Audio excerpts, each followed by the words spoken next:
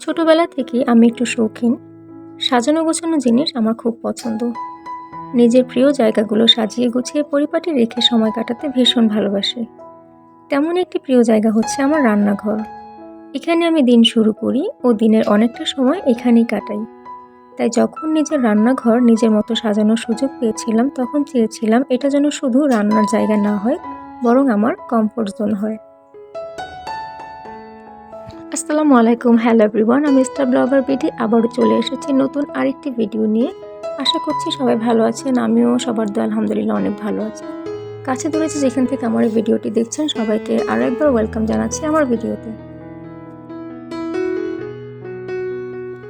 যেহেতু আমি একজন কফি লাভার, তাই রান্না করার একটা ছোট কর্নার আমি নিজের মতো বানিয়ে নিয়েছি চা কফির জন্য। কফি খাওয়াটা আমার কাছে শুধুমাত্র একটি নেশা নয়, এটি আমার সারাদিনের মধ্যে একটি সুন্দর মুহূর্ত।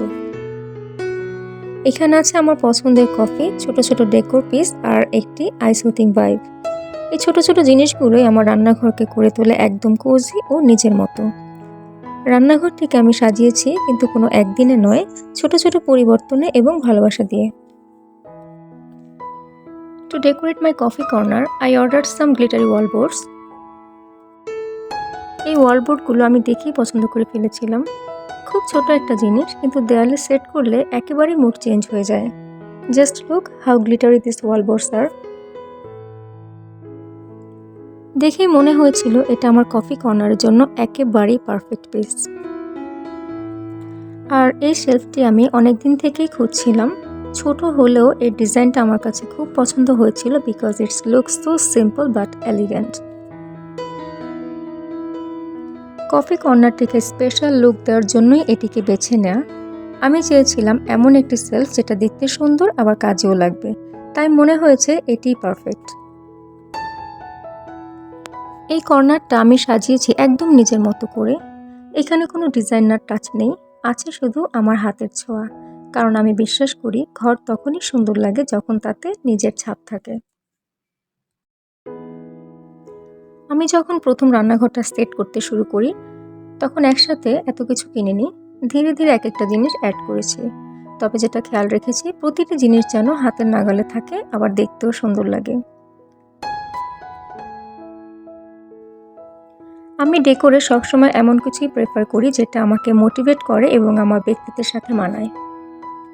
সবকিছু সেট আপের পর দেখা যাচ্ছে একটা ছোট ডেকোরও কতটা মুড চেঞ্জ করে দিতে পারে। এটা সত্যি অ্যামেজিং। জারগুলোতে আমি আলাদা করে লেবেল করে রেখেছি যাতে সকালে হড়বড় করে উঠেও সবকিছু হাতের কাছে পাই। ছোট ছোট বিষয়গুলো লক্ষ্য রাখলে একটা জায়গাকে শুধুমাত্র কর্নার থেকে কমফোর্ট জোন বানিয়ে দিতে পারে। এই জায়গাটা শুধুই ডেকোরেশন না, এটা আমার পজ বাটন। দিনের যত দৌড়ঝাঁপের পর এখানে আমি থামি, একটু নিঃশ্বাস নিই আর মনে করি জীবন যতই ব্যস্ত হোক, মনের প্রশান্তি সব ঠিক করে দিতে পারে। সন্ধ্যায় যখন ঘর নিস্তব্ধ হয়ে যায় তখন এই হালকা আলো মনে প্রশান্তি দেয়, আর মনে হয় জীবনটা আসলে এমনই হওয়া উচিত, সহজ এবং উষ্ণ।